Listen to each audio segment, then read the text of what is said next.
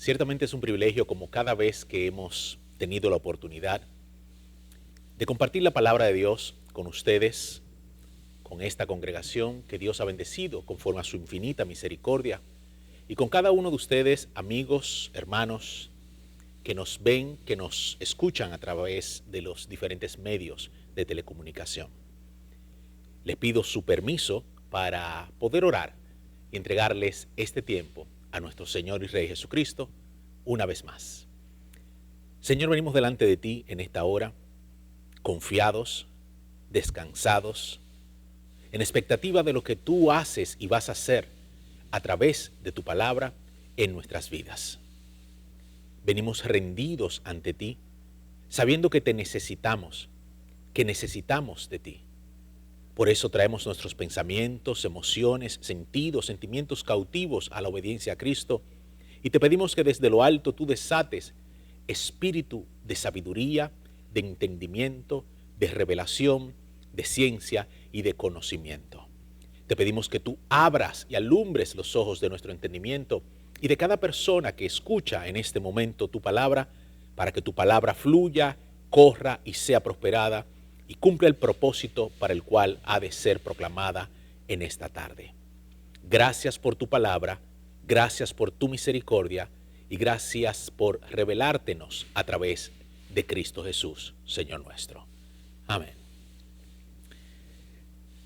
El Espíritu de Dios nos lleva en esta tarde a estudiar una porción y dentro de esa porción un aspecto sumamente significativo para la humanidad en el día de hoy. Vamos a estar trabajando con la palabra de Dios en la carta a los Romanos, capítulos 4, versículos 18 a 25.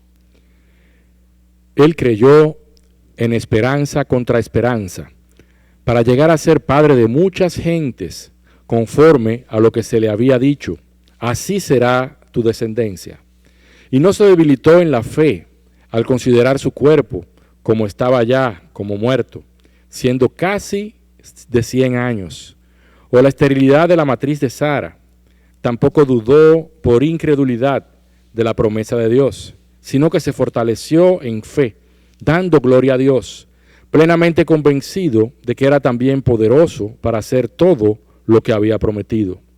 Por lo cual también su fe le fue contada por justicia. Y no solamente con respecto a él se escribió que le fue contada, sino también con respecto a nosotros, a quienes ha de ser contada. Esto es, a los que creemos en el que levantó de los muertos a Jesús, Señor nuestro, el cual fue entregado por nuestras transgresiones y resucitado para nuestra justificación. Amén. A finales del año, a mediados del año 2019, el mundo se vio envuelto en una situación que en principio, para nosotros que vivimos en Occidente, no era más que un rumor del lejano Oriente. Una situación que día tras día comenzaba a adquirir cuerpo en medio de los periódicos, las noticias, las fuentes noticiosas, de que una enfermedad, un virus, se había desbordado, había transgredido de los animales al hombre y comenzaba a inundar ciertas ciudades de China. Sin embargo, unas cuantas semanas después, un par de meses después, a finales del 2019, ya no era un rumor, ya no era una historia del lejano Oriente, sino que era una situación que había envuelto e involucrado a toda la humanidad, a cada país del globo terráqueo. Esto pasó de ser una epidemia a ser una pandemia completamente mundial. El mundo despertaba así de un sueño en medio de algo que parecía más bien una película de ciencia ficción que una realidad real, como dicen los muchachos. Y esto, conocido como el COVID-19, ha traído muchas consecuencias sobre la humanidad. Consecuencias políticas, consecuencias económicas, consecuencias sociales, pero hay unas cuantas consecuencias psicoemocionales que se han reflejado en el comportamiento y de manera específica en el aspecto interno del ser humano, en la psiquis del ser humano. El ser humano no ha vuelto a ser, y dudamos que vuelva a ser el mismo a partir de la experiencia que tenemos poco más de año y medio, casi 2 años viviendo. Dos de los efectos más marcados que podemos ver en las estadísticas es el efecto del temor y el efecto de la desesperanza. A pesar de que los hombres ponían una y otra vez, la humanidad ponía una y otra vez su esperanza en la ciencia, en los políticos, en los sistemas políticos, en la tecnología, una y otra vez, y hasta el día de hoy así ha sido, el hombre ha sido por sí solo incapaz de erradicar el mal que afrenta a la tierra. El hombre se vio de repente envuelto en un temor que ha transgredido y trascendido sus limitaciones y sus facultades. Se vio prisionero de sus circunstancias y tuvo que deshacer su vida normal. Esto conllevó a que el hombre perdiera la esperanza de un status quo, de un nivel de vida, de un estilo de vida al que estaba ya acostumbrado por años, por lustros y hasta por siglos. Las culturas fueron transformadas. El hombre cayó en medio de una situación profunda de desesperanza.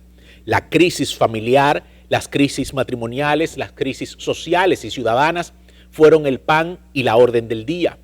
Ahí están las estadísticas que narran una y otra vez el aumento de los divorcios, el aumento de la violencia intrafamiliar, el aumento de las consultas psiquiátricas y psicológicas, porque el hombre había perdido el equilibrio emocional, el equilibrio social, el equilibrio económico y sus recursos se habían agotado. Aunque bien es cierto que se dice que las crisis son momentos de oportunidad, y así es, no menos cierto es que las crisis son momentos, circunstancias, estadios en el que el ser humano es zarandeado. Todo lo que era su estabilidad es desarticulado y el ser humano pierde su capacidad de permanecer estable. El temor y la desesperanza ahogan al ser humano y lo llevan muchas veces a lo que conocemos como el fracaso.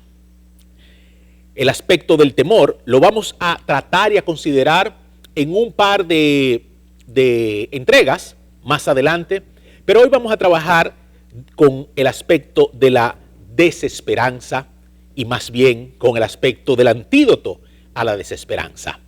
En un tiempo donde se habla de vacunas, de 1, 2, 3, 4, 5, 15 dosis de vacunas, no sabemos cuántas dosis los gobiernos van a establecer que la ciudadanía necesita de vacunas, la palabra de Dios nos revela la vacuna y el antídoto al temor, a la desesperanza, al desasosiego, al insomnio, a la falta de paz interior, al proceso de reconciliación con Dios, nuestro Creador, al proceso de reconciliación con nosotros mismos y al proceso de reconciliación con la humanidad y al proceso de reconciliación con la creación. Leímos en Romanos 4, versículos 18 al 25. Y el versículo 18 comienza diciendo: Él creyó en esperanza contra esperanza. Lo primero que nos narra aquí es que una persona a quien la palabra de Dios llama Él, tomó una acción, ejecutó un verbo. Y dice que ese verbo fue el verbo creer. Entonces dice, Él creyó. Y vamos a ver más adelante que ese Él, esa persona, se refiere directa y específicamente a Abraham, a quien la Biblia le llama el padre de la fe, y a quienes los judíos y los ismaelitas les llaman nuestro padre Abraham, padre de generaciones, padre de multitudes, padre de gentes, padre de religiones y creencias. Abraham creyó en esperanza contra esperanza. ¿Y qué significa esto?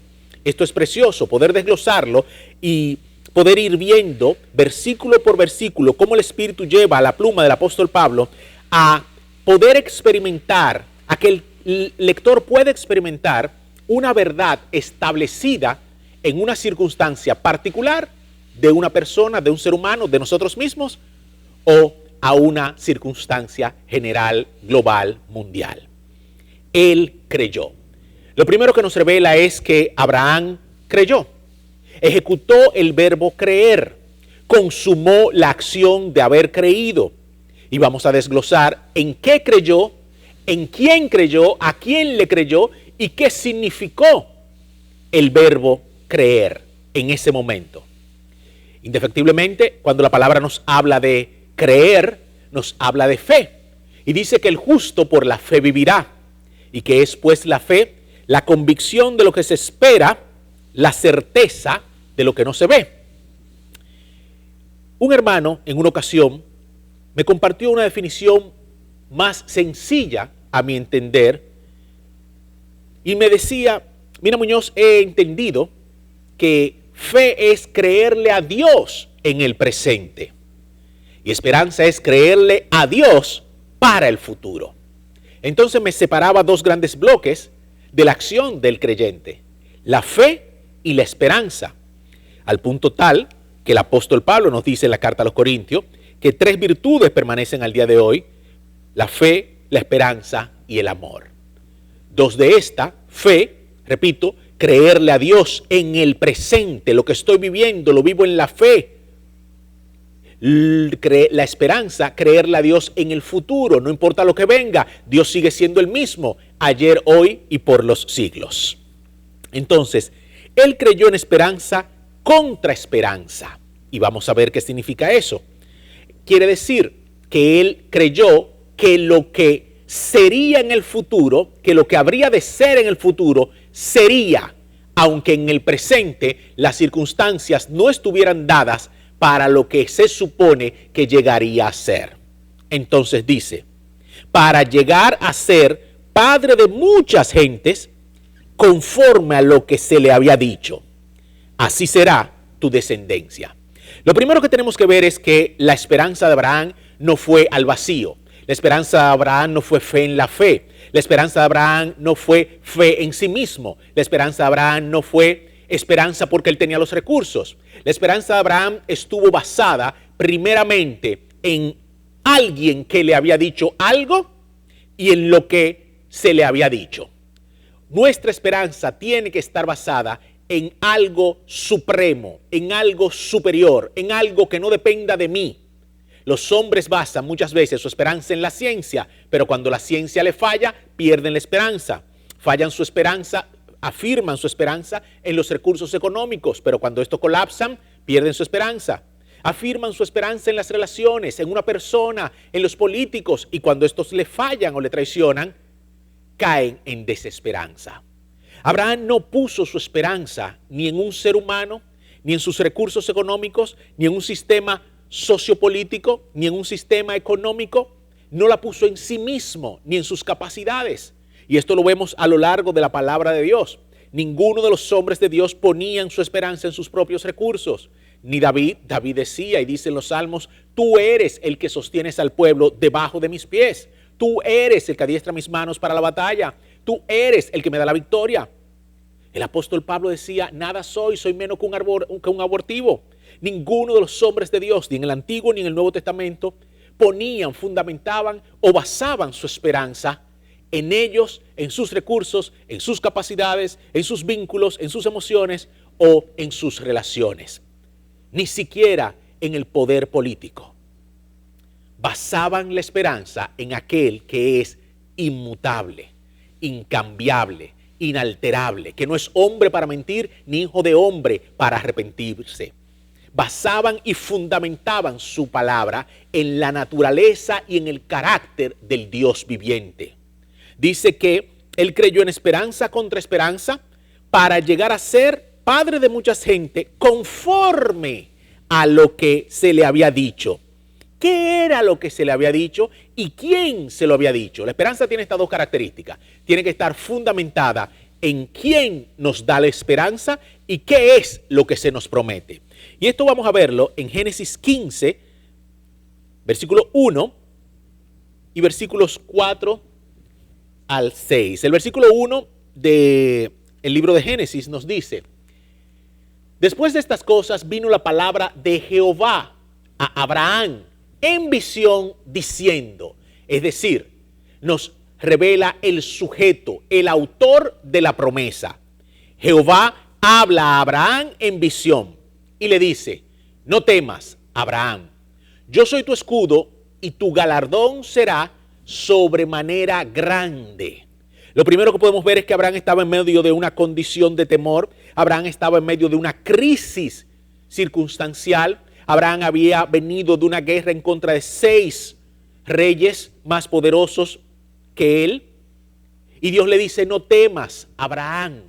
Cuando el ser humano está en medio de una situación difícil, en medio de una crisis, precisamente como la que hemos vivido en la humanidad, el temor, ya lo dijimos, es uno de los elementos que aflora en la psiquis del ser humano.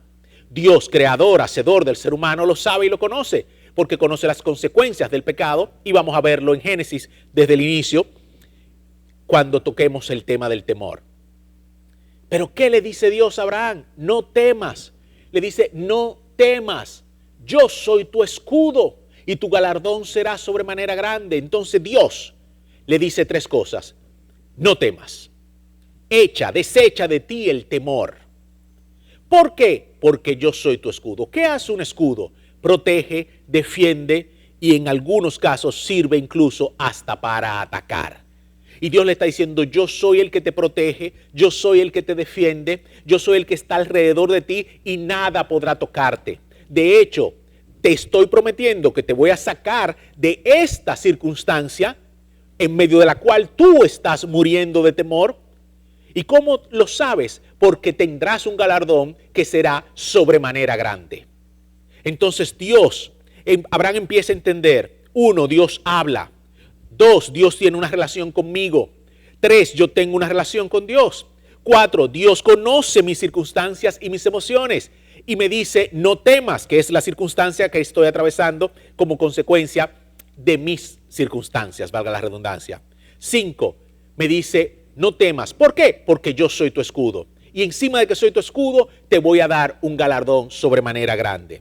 Versículos 4 al 6 dicen lo siguiente.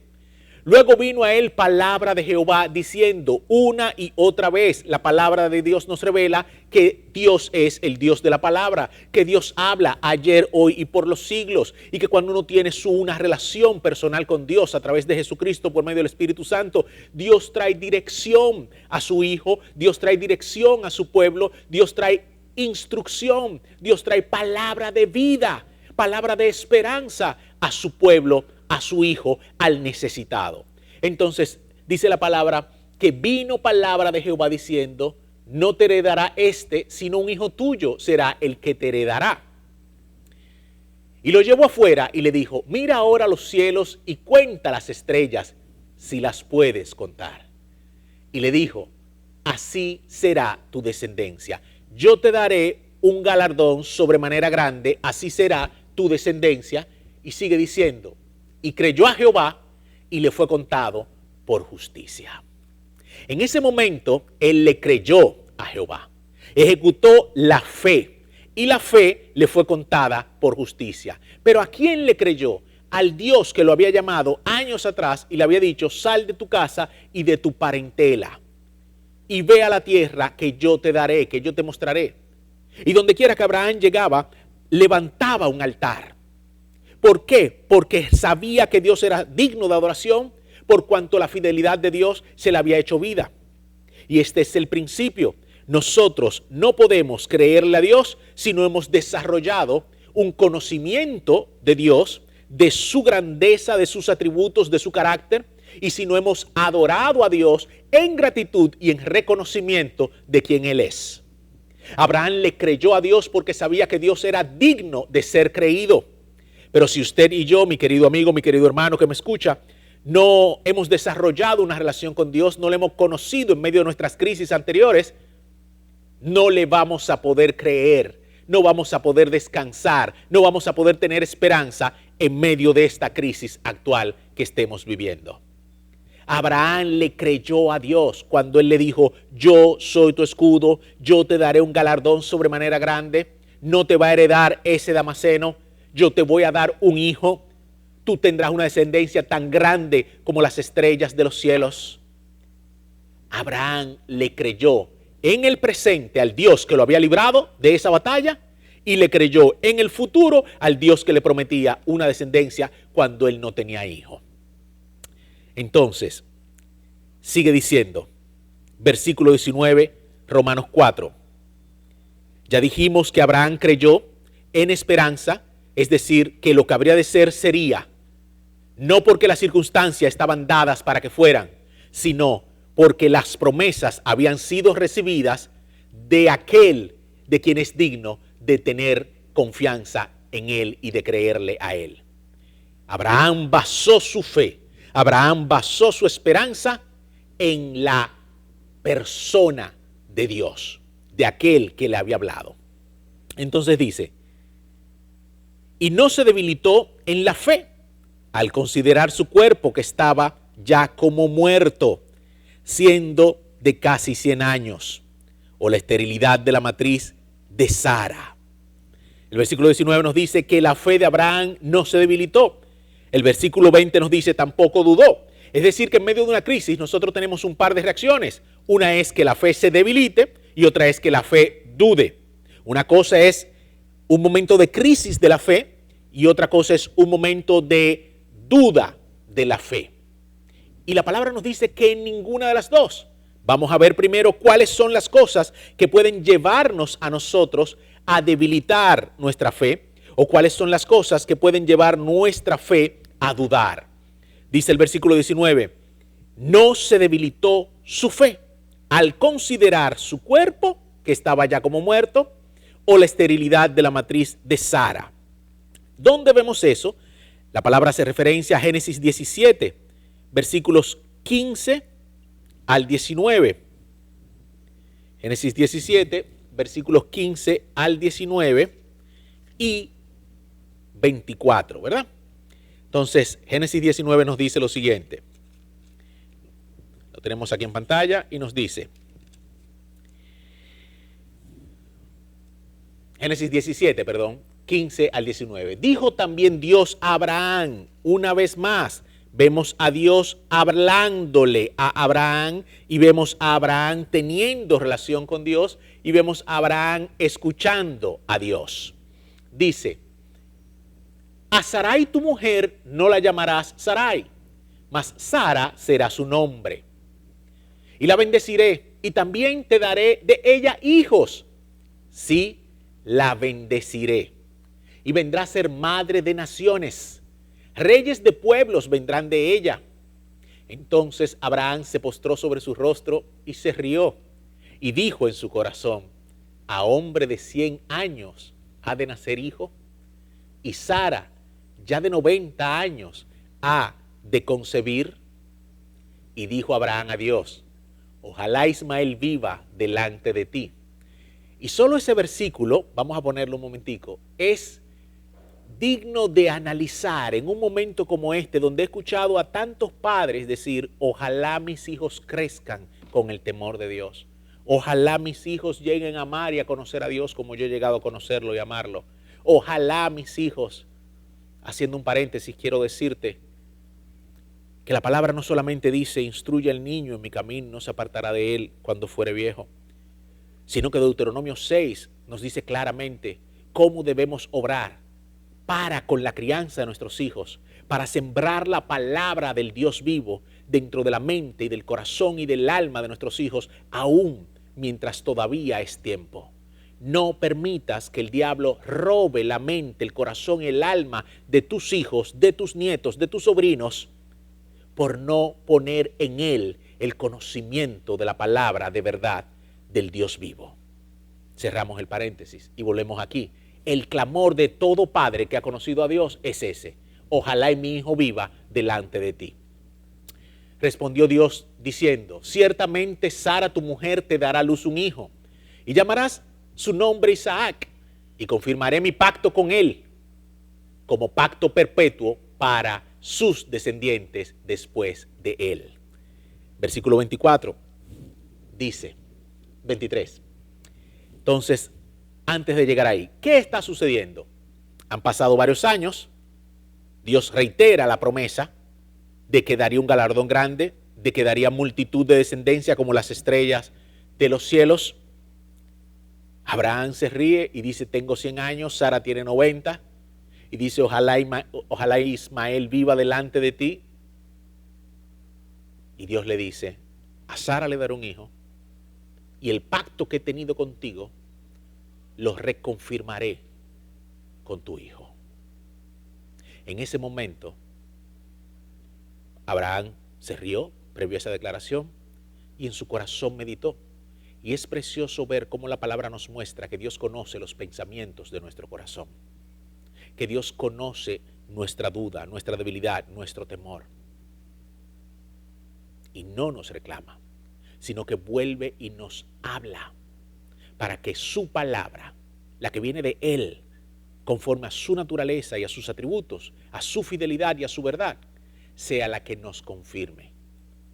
Luego de esos pensamientos, luego de esa risa, luego de esa declaración, entonces viene el versículo 23 y nos dice lo siguiente. Ahí nos dice lo siguiente.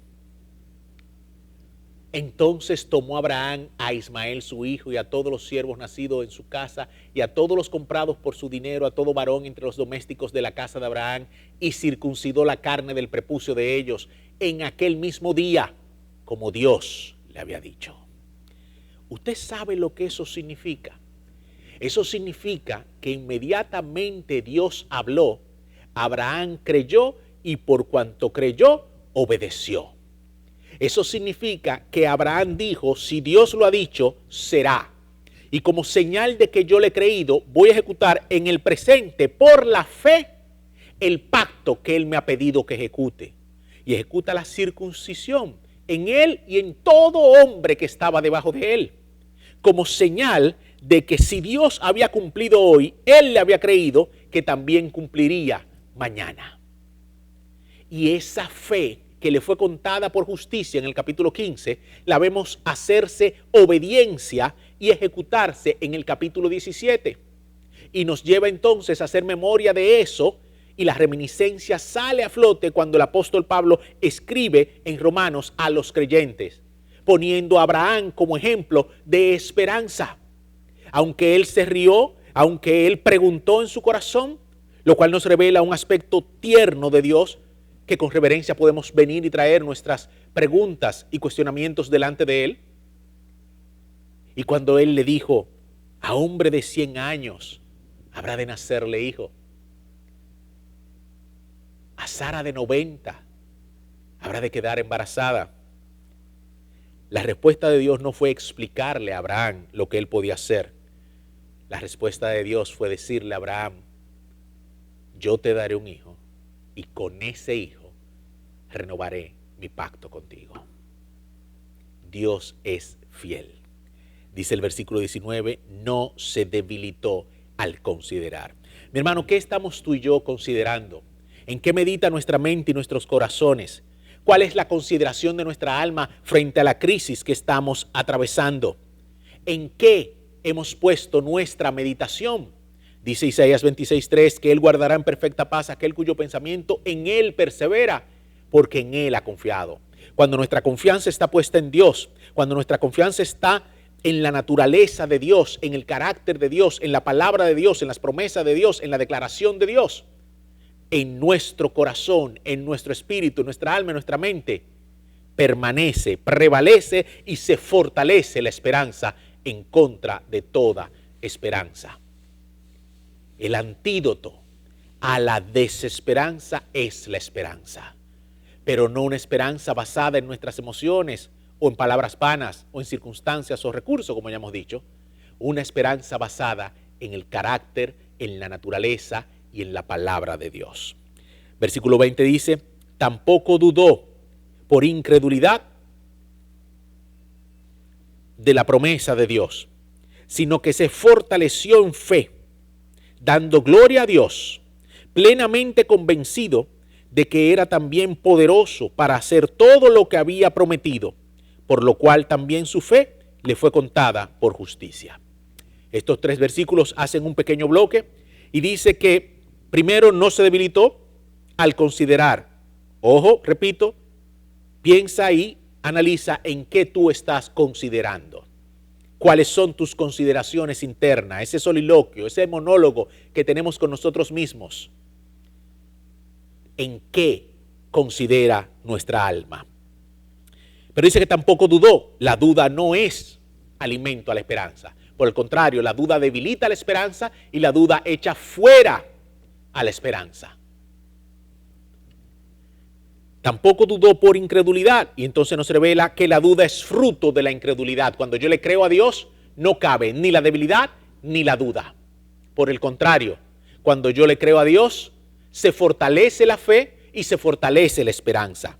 Tampoco dudó por incredulidad de la promesa de Dios, y ahí nos revela que nosotros permanecemos anclados en sus promesas, sino que se fortaleció en fe, dando gloria a Dios. Y dijimos ahorita que Él hacía un altar donde quiera que iba. Cuando nosotros glorificamos a Dios en medio de nuestras circunstancias, cuando nosotros glorificamos a Dios en medio de lo que estamos viviendo, sin importar lo que estamos viviendo, nuestra fe se fortalece. Porque glorificamos a Dios no de una manera emocional, alabamos, adoramos a Dios no de una manera emocional, sino de una manera completamente conviccional. Tenemos la convicción de que sabemos y conocemos a quien estamos adorando y de que Él es digno de nuestra adoración. Porque, repito, no es hombre para mentir, ni hijo de hombre para arrepentirse. Y lo vemos ahí cuando Él dice, se fortaleció en fe, dando gloria a Dios, plenamente convencido de que era también poderoso para hacer todo lo que había prometido. Y este es el carácter de Dios, este es el conocimiento del carácter de Dios. Mi amigo, mi hermano, mi amiga, mi hermana que me escuchas, si no hemos conocido el carácter de Dios, si no hemos conocido que Él es todopoderoso para hacer todo lo que ha prometido, y que el que anunció las cosas pasadas, las cosas postreras, es el mismo que anuncia hoy las cosas futuras y venideras. Y que si las cosas postreras se cumplieron, las cosas futuras se cumplirán. Dice que no dudó, sino que se fortaleció y que dio gloria a Dios, plenamente convencido de que aquel que había prometido también tenía todo el poder para ejecutar lo que había prometido. Y esa fe le fue contada por justicia. Pero dice algo precioso y dice que no solamente con respecto de él fue escrito que le fue contado por justicia, sino que también dice que fue escrito que esa justicia de Abraham fue imputada a nosotros y que esa justicia nos ha de ser contada a nosotros lo que hemos creído en Cristo Jesús. Los que hemos creído que Dios levantó a Cristo de entre los muertos. Los que hemos creído que la muerte no pudo retenerlo. Nosotros hoy somos descendientes de Abraham por la fe. Y así como Abraham fue justificado por la fe, nosotros somos hoy justificados por la fe al creer a Cristo Jesús y a creerle a aquel que levantó a Cristo de entre los muertos. El versículo 25 dice, el cual fue entregado por nuestras transgresiones y resucitado para nuestra justificación. Y esto es lo precioso. Abraham cree ayer y pacta, o mejor dicho, obedece y ejecuta el pacto que Dios hace con él. El símbolo del pacto, la circuncisión. Pero dice que no por la obra, sino por la fe le fue contada la justicia. Al día de hoy, tú y yo creemos por la fe en el sacrificio de Cristo Jesús. Y esa fe en el sacrificio de Cristo nos es hoy contada por justicia. Entonces, en medio de la desesperanza, en medio del temor, en medio de la circunstancia, la respuesta de Dios sigue siendo la misma. La respuesta de Dios sigue siendo, buscadme y viviréis. La respuesta de Dios sigue siendo, puestos los ojos en Jesús, autor y consumador de nuestra fe. La respuesta de Dios sigue siendo, venid a mí todos vosotros que estáis cansados, cargados, sedientos, trabajados, que yo os haré descansar, que yo os daré de beber. En medio de tu desesperanza, en medio de tu fracaso, en medio de tu dolor, en medio de tu enfermedad, en medio de cualquier circunstancia, aún en medio de la abundancia, Dios te dice, ven a mí. Por la fe, ven a mí. El versículo 25 dice, el versículo 24 dice, sino también con respecto a nosotros, a quienes ha de ser contado, esto es, a los que creemos en el que levantó de los muertos a Jesús, Señor nuestro. ¿Quién es aquel que levantó a Jesucristo entre los muertos? Y esto nos lo responde Romanos 8, versículos 10 y 11. Dicen, pero si Cristo está en vosotros, el cuerpo en verdad está muerto a causa del pecado, mas el Espíritu vive a causa de la justicia. Y si el Espíritu de aquel que levantó a los muertos, y si el Espíritu de aquel que levantó de los muertos a Jesús mora en vosotros, el que levantó de los muertos a Cristo Jesús vivificará también vuestros cuerpos mortales por su Espíritu que mora en vosotros. ¿Qué quiere decir todo esto? Que el mismo que le prometió a Abraham darle un gran galardón, darle una descendencia incontable como las estrellas de los cielos, es el mismo que levantó a Cristo de entre los muertos. El poder del Espíritu Santo, del Espíritu de Dios, el Dios que le habló, que le prometió y que le cumplió a Abraham, es el mismo Espíritu que levantó a Cristo de los muertos y es el que nos promete hoy lo que dice Romanos, que si Cristo está en nosotros, el cuerpo está muerto a causa del pecado, pero el Espíritu entonces, versículo 11, dice, vivificará también nuestros cuerpos mortales por medio del Espíritu que vive en nosotros. Tenemos una esperanza y la palabra la llama la esperanza gloriosa de los hijos de Dios. Y nuestra esperanza no solamente es presente, que es fe, de que Dios suple, de que Dios defiende, de que Dios sostiene, de que Dios perdona, de que Dios redime, de que Dios restaura, de que Dios reconcilia, de que Dios vivifica, sino que es una esperanza también futura, venidera, de que como Él le dijo a Marta y a María, el que cree en mí, aunque muera, vivirá. El que cree en mí, aunque esté vivo, no morirá eternamente. Se trata de creerle a Dios. Se trata de creer en Dios, en aquel que levantó a Cristo de entre los muertos. Se trata de creerle a Cristo por medio de su padecimiento, muerte, resurrección. Dice el versículo 25, el cual fue entregado por nuestras transgresiones. Cristo Jesús fue entregado por tu pecado y por el mío. Cristo Jesús dice que el que no conoció pecado fue hecho pecado, fue hecho maldición por nuestro pecado. Eso se llama imputarse un delito, eso se llama imputarse una pena. Tú y yo merecíamos la condenación eterna. Y el Dios eterno, nuestro Padre, nuestro Creador, no nos abandonó a nuestra suerte. No lo hizo en cuanto al colapso del diseño espiritual, permitiendo nuestra condenación eterna, ni lo va a hacer ahora en cuanto al colapso de la circunstancia mundial. Tenemos una esperanza por cuanto Dios resucitó por el poder del Espíritu Santo a Cristo entre los muertos y está sentado a la derecha del Padre intercediendo por ti y por mí. Tenemos la esperanza de que ese mismo Espíritu revolotea sobre su iglesia, sobre sus hijos, sobre los que le temen, sobre los que confían en Él, sobre los que le aman, sobre los que invocan su nombre y adoran y glorifican el nombre de Dios porque en Él han confiado, de que no nos dejará sin esperanza. En esperanza contra esperanza, sigue diciendo el versículo, y resucitado para nuestra justificación. Cristo Jesús fue enviado por nuestras transgresiones y fue resucitado para nuestra justificación. El creyente no solamente tiene esperanza en esta tierra,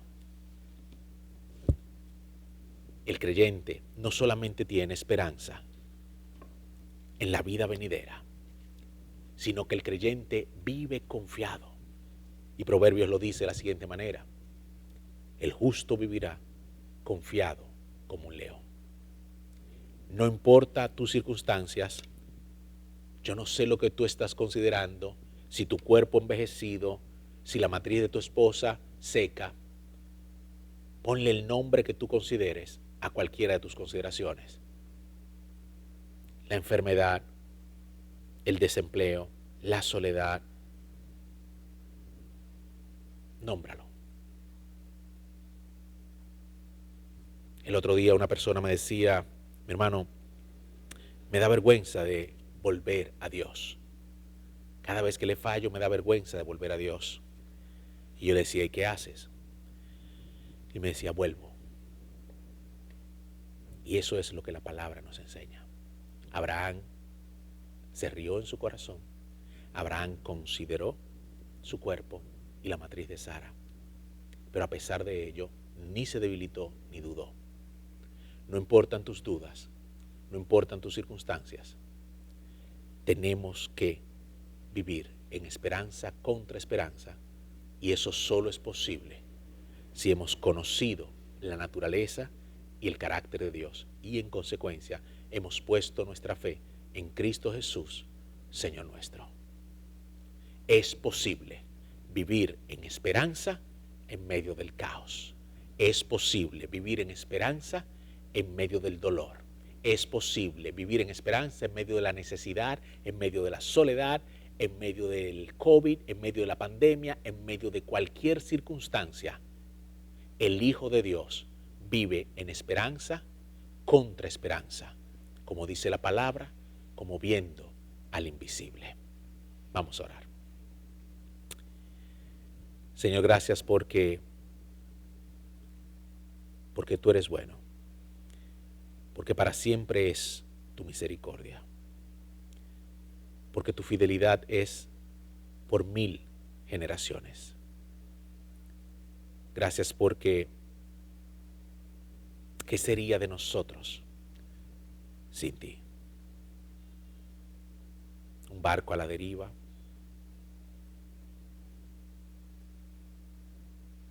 un astro cósmico en la inmensidad del universo perdido. Señor, gracias.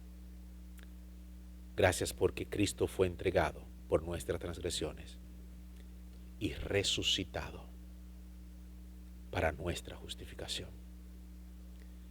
Gracias porque nuestra esperanza hoy no depende de mis circunstancias, no depende de mis relaciones, no depende de mis recursos. Mi esperanza hoy depende de ti, del carácter invariable, inalterable, inconmovible de aquel que es el mismo, ayer, hoy y por los siglos. Gracias porque hoy puedo confiar y descansar en ti, porque el que prometió no solo es fiel para cumplir, sino que es poderoso para llevar a cabo todas sus promesas. Gracias, porque no eres hombre para mentir, ni hijo de hombre para arrepentirte.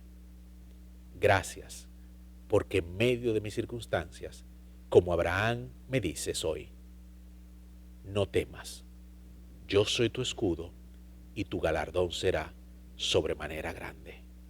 Padre, en el nombre de Jesús, bendice a tu iglesia, bendice a tu pueblo, bendice a cada persona que nos escucha por cada uno de los diferentes medios, con la convicción, con la revelación, con el conocimiento de ti, Señor, de tu carácter y de tus atributos. Gracias, oh Dios. Muchas gracias por Jesucristo, Señor nuestro. En el nombre de Jesús. Amén. Que Dios le bendiga, mis hermanos. Dios le bendiga.